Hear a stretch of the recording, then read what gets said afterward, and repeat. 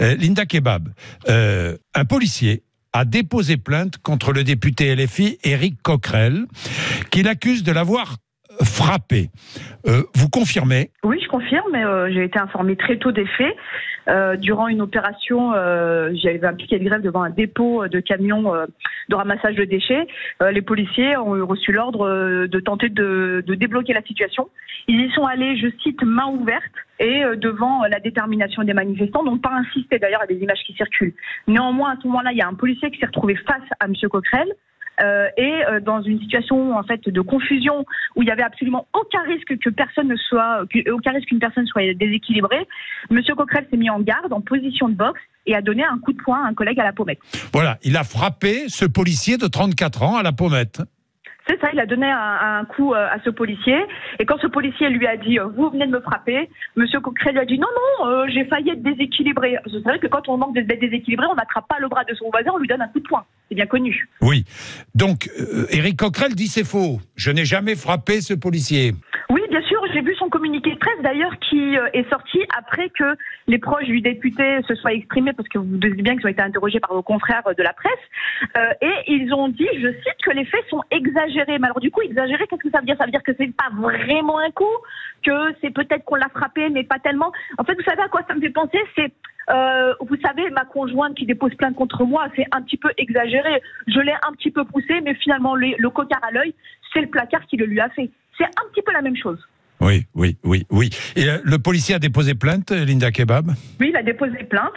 Il a été vu par un médecin qui lui a attribué un jour d'ITT. Et je peux vous dire une chose, Monsieur Bourdin, c'est que les policiers, pour avoir des jours d'ITT, en général, il faut bien ramer. Donc s'il a eu un jour, c'est que c'était justifié. Bien.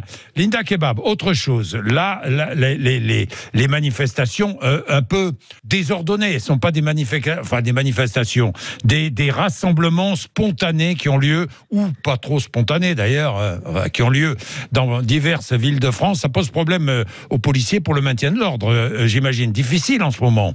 Ça pose problème aux policiers. En tout cas, on a des autorités qui estiment que ces manifestations ne doivent pas être maintenues.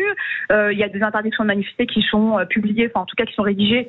Ça, c'est pas le fait des policiers. Les policiers ne font que recevoir les ordres, à savoir de dispersion de manifestations qui sont dites illégales, puisque interdites. Une manifestation n'est illégale que dès lors qu'elle est interdite. Linda Kebab, est-ce que les policiers sont opposés? Vous êtes syndicaliste, est-ce que vous êtes opposé à la réforme des retraites? Absolument. On ne peut pas demander à ceux qui sont, vous savez, on parlait des personnels en première ligne qui sont sur la voie publique, qui travaillent dans des métiers pénibles ou dangereux, comme c'est le cas pour le nôtre, de travailler 2 ans de plus.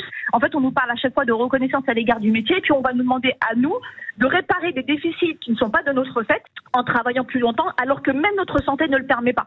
Donc évidemment qu'on est contre la réforme de retraite, et j'irai plus loin encore. C'est que dans la police, nous demandons le déplafonnement de bonification 1/5. Je vous explique rapidement. C'est que dans la police, on surcotise nos retraites. C'est-à-dire qu'on cotise plus que la moyenne des Français. Et à ce titre, nous pouvons partir 5 ans plus tôt. Et en moyenne, les policiers partent à 58 ans et demi. Donc on surcotise toute notre carrière, beaucoup plus que la moyenne des Français, mais nous ne partons que 5 ans plus tôt, ce qui ne correspond pas à l'ensemble de nos cotisations. Ça, c'est une revendication supplémentaire de notre organisation syndicale Unité SGP. Mais oui, nous sommes absolument contre cette réforme de retraite que nous estimons injuste et inique. Bien, Linda Kebab, que les choses soient claires, vous ne pouvez pas manifester, évidemment, Linda Kebab, mais comment justement soutenir finalement ce combat contre la réforme des retraites, alors que vous êtes chargé de maintenir l'ordre? Alors, une petite rectification, nous sommes interdits de grève, ça depuis 1948. De grève, oui. Voilà, mais nous pouvons manifester, puisque nous-mêmes, à Unité SGP, on a formé d'ailleurs le cortège de policiers à chaque manifestation depuis janvier, le plus important dans les cortèges syndicaux. Et donc, on est de toutes les manifestations à Unité SGP, avec des centaines de collègues à nos côtés, on brandit des drapeaux, on est en première ligne, parfois on participe même au service d'ordre pour permettre au cortège d'être sécurisé. Donc évidemment qu'on peut être manifestant et en même temps gérer la foule des manifestants, parce que la mission première, Monsieur Bourdin, des unités de force mobile que sont les CRS, les gendarmes mobiles ou les compagnies d'intervention à Paris, les compagnies d'intervention de la DOPG, c'est d'abord de permettre aux manifestants de s'exprimer en toute sécurité et d'éviter que notamment des personnes mal intentionnées se servent des revendications des travailleurs pour exercer des violences. Alors, on a vu des images. Évidemment, les chaînes de télévision se régalent dès qu'il y a juste une poubelle qui brûle. Il y a 25 caméras qui se précipitent. C'est le monde dans lequel nous vivons, Linda Kebab. Mais je regardais aujourd'hui le maintien de l'ordre. La manière de maintenir l'ordre semble avoir changé avec le nouveau préfet de police à Paris notamment. Vous le constatez, c'est plus efficace ? Alors en fait, ça a changé parce que premièrement, il a remis au devant les règles élémentaires du maintien de l'ordre, c'est-à-dire permettre à des fous de s'exprimer en mettant en première ligne des unités de force mobile, je vous en ai cité 3 tout à l'heure, et qui ont l'habitude de gérer de la foule. Ça, c'est un premier fait. Ensuite, il y a la deuxième, c'est-à-dire des opérations de filtrage beaucoup plus importantes et des cassages, entre guillemets, des bulles de Black Bloc notamment, très rapidement. Vous savez, il y a quelques années, ça m'a valu d'ailleurs des remontrances de la part du ministre de l'époque, M. Castaner, j'avais dénoncé le fait qu'on mettait trop de temps à intervenir sur les Black Blocs. Oui. Je n'invente rien, ce sont les collègues sur le terrain qui nous disaient on les voit faire et on ne nous laisse pas intervenir alors qu'il n'y a pas de manifestants autour et qu'on pourrait donc intervenir en toute sécurité pour les manifestants, il n'y a pas de risque qu'ils soient pris dans la charge. Dans la charge, pardon. Eh bien, aujourd'hui, ça a changé, en effet. Alors, évidemment, les journalistes sont assoiffés d'images. Moi, j'ai manifesté il y a quelques temps et j'ai vu qu'une quinzaine de fois, on continue focalisé sur 2 poubelles qui brûlaient au détriment du million de personnes qui manifestaient. Oui.